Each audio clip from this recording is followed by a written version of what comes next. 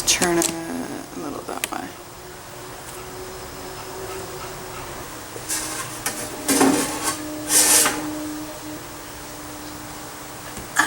Hello. Hello. Hi. So I've been getting loads and loads of really awesome questions from readers, and I just thought, rather than typing it out, because I do a lot of typing every single day, I should do a little video and practice my speaking skills. So I wrote down a couple of questions that were my favorites. It won't be a very long video, but hopefully I can do a couple of these if people like them. And I'll just go through it. So, what's your process? Oh boy. It's messy. It's not something that I would recommend anybody kind of try to duplicate if you're looking to be a writer or looking for inspiration to help your writing already. I have been writing for a long time now, and it's taking me years to whittle down this horribly complicated, convoluted process. But here's the basics. I come up with an idea, and it sits with me literally for weeks, maybe months. I have one now that I've still been thinking about for a year. And it just sort of cooks in the back of my brain, and different things pop in, and maybe like I'll hear a story on the news, or I'll read somebody's biography or something, and it might add to it or whatever. But then when I sit down and I actually start thinking about writing it, I do it freehand. I do it with a regular pen and paper, and this thing is absolutely just filled with random jots and thoughts, and hey, wouldn't it be cool if this character did this, and wouldn't it be awesome if this happened, and you know, it's all really not planned. It's just sort of to get the ideas out of my head and onto the paper. And after a few more things, I'm not going to bore you with everything. After a few more things, then what happens, don't read too closely, but I'm just going to show you, okay? Hold on. I have a whiteboard, and I do that. Don't look. There. Okay, so you see all those little squiggles and everything. I look like a lunatic, but I have these massive whiteboards, and when I'm ready to plot out the beginning, middle, end, every single thing that happens throughout the story, I sit there with my dry erase marker and write everything out scene by scene in teeny tiny print. It looks like something out of a beautiful mind, and whenever I do it, my husband knows not to come near me, because I get into a flow and it's like I'm seeing the story. And yeah, so that's how I plan it. Writing is something completely different. I won't bore you with all of that, because that's pretty much the same for every author. You just have to sit down and do it, but that's what works for me. Next question. How did you meet your husband?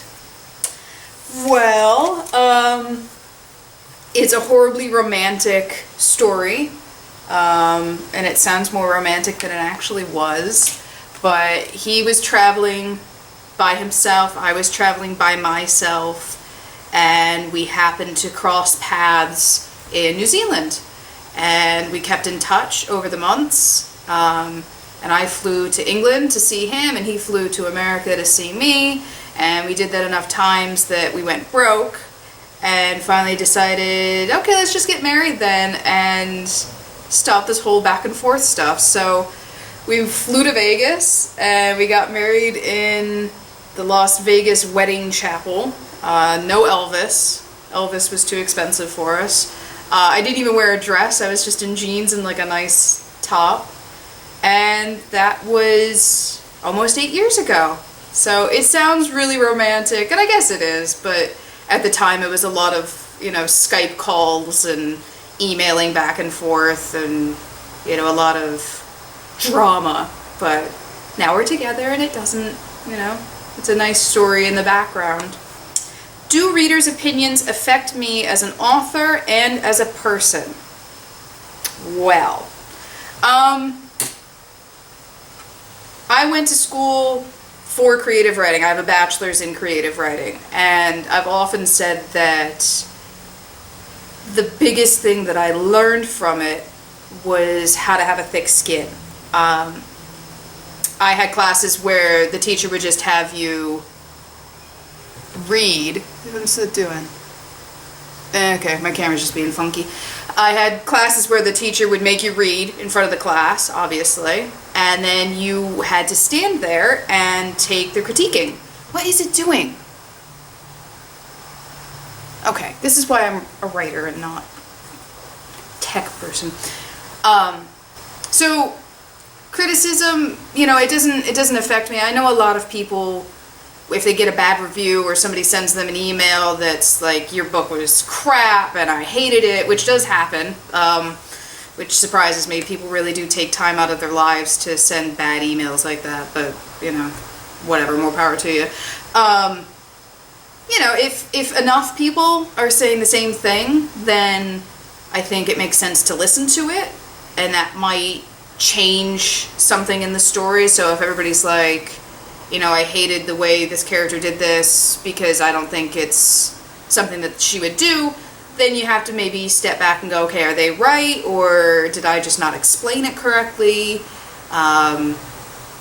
or are they just completely missing the point?